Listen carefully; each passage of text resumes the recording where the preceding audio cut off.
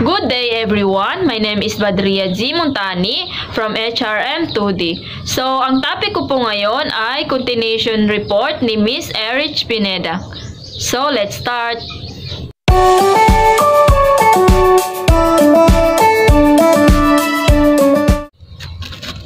Okay, so let's start.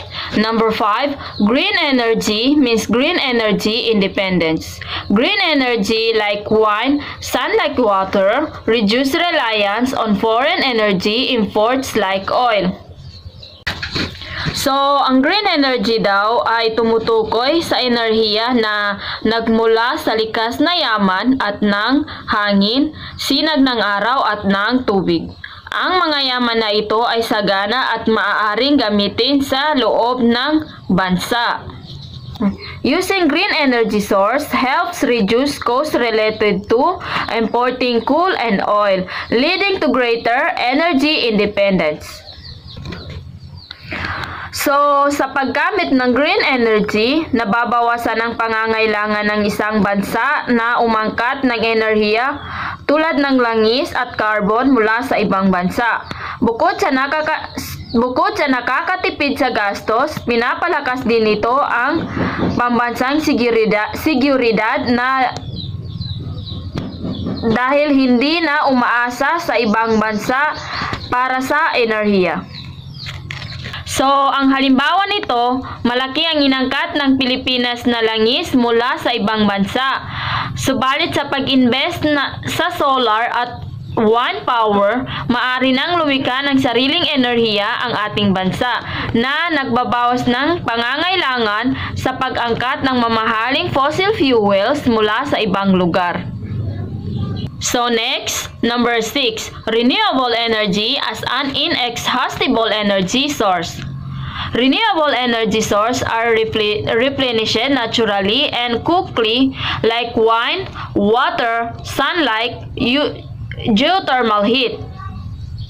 So, ang renewable energy daw ay pinagmulan ng enerhiya na natural na napapalitan. Ibig sabihin, hindi ito nauubos. Kabilang dito ang solar, hangin, hydroelectric at geothermal energy. This source can potentially meet the country energy needs and reduce dependence on finite fossil fuels.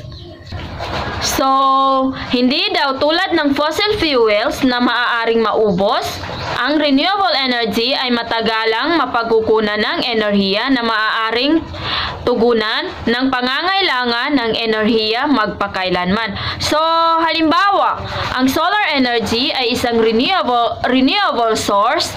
Ang araw ay laging sumisikat, nagbibigay ng walang katapusang mapagkukunan ng enerhiya na maaaring gamitin para sa tahanan, negosyo at maging sa buong lungsod. So next, renewable energy spots in the Philippines. The Philippines has the potential to generate energy from natural resource like solar, hydroelectric, geothermal wind, and biomass energy. So, bilang isang tropical na archipelago, ang Pilipinas ay mayaman sa mga likas na yaman na maaaring gamitin para sa renewable energy. Kabilang dito ang sinag ng araw, para sa solar power ang tubig, para sa hydroelectric ang init mula sa ilalim ng lupa, para sa geothermal energy, hangin at biomass.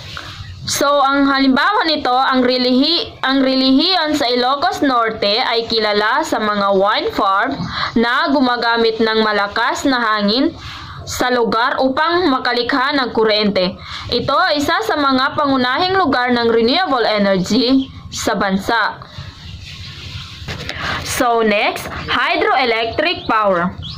Harnesses energy from moving water using dams, impoundment, and run-off river methods.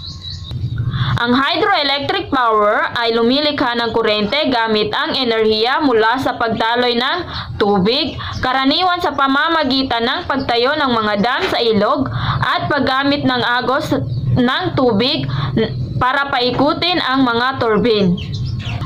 Power plants are located in various provinces like Isabela, Pangasinan, Benguet, Laguna, etc.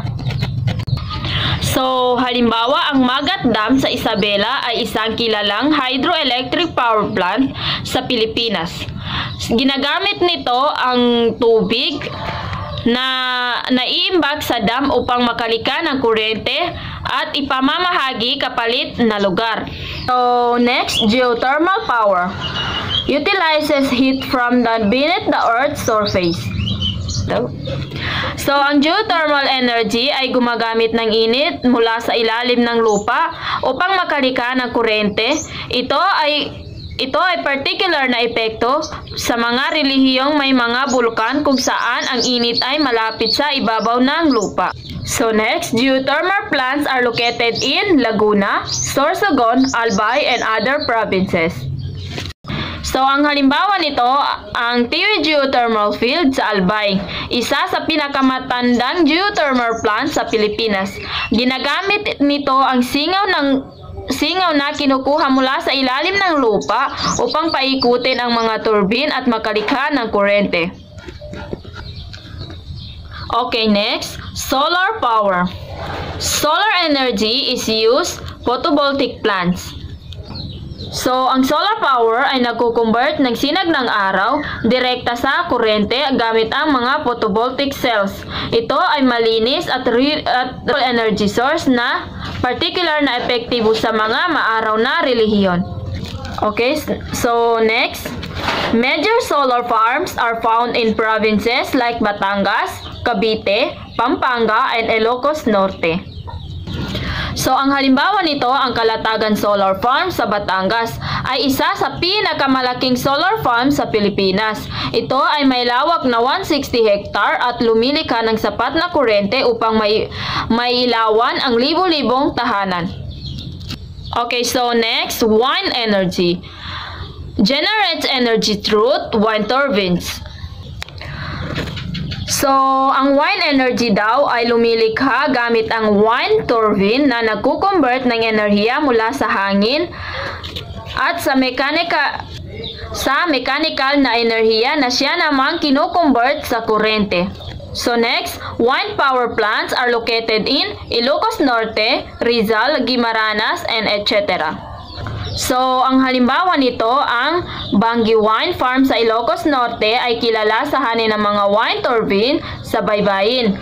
Kinukunan nito ang malakas na hangin sa baybayin upang makalikha ng kuryente. Okay, so next, biomass energy is derived from organic materials like bagasse, rice hulls, and coconut hulls. So, ang biomass energy daw ay nagmumula sa mga organic na material tulad ng mga halaman at basura ng hayop. Ang mga material na ito ay sinusunog upang makalika ng singaw na siyang nagpapaandar ng isang generator upang makalika ng kuryente. So next, biomass power plants are located in Isabela, Nueva Ecija, Rizal, and other provinces. So, halimbawa nito, ang San Carlos Biopower sa Negros Occidental ay isang biomass power plant na gumagamit ng bagasse, basura ng tubo upang makalika ng kuryente. Hindi lamang nagbibigay ito ng renewable energy source, kundi nakakatulong din ito sa pamamahala ng basura mula sa agrikultura. Okay, overall, the Philippines has diverse renewable energy source distributed across the country. So, unti-unting kinikilala ng Pilipinas ang kahalagahan ng renewable energy source na ito. Habang patuloy na binubuo ng bansa ang kanyang renewable energy infrastructure, hindi lamang ito nababawasan ang mga pag-asa ng inangkat ng fossil fuels, kundi nakakatulong din ito sa pagkakaroon ng malinis na kapaligiran at isang mas pangmatagalang enerhiya para sa mga hinaharap. Okay, so next, increasing awareness and adoption of clean energy are growing among the Filipino consumers.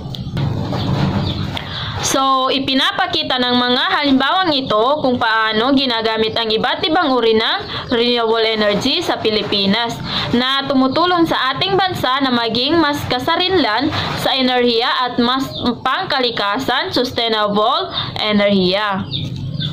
So, hanggang dito lang po. Maraming salamat.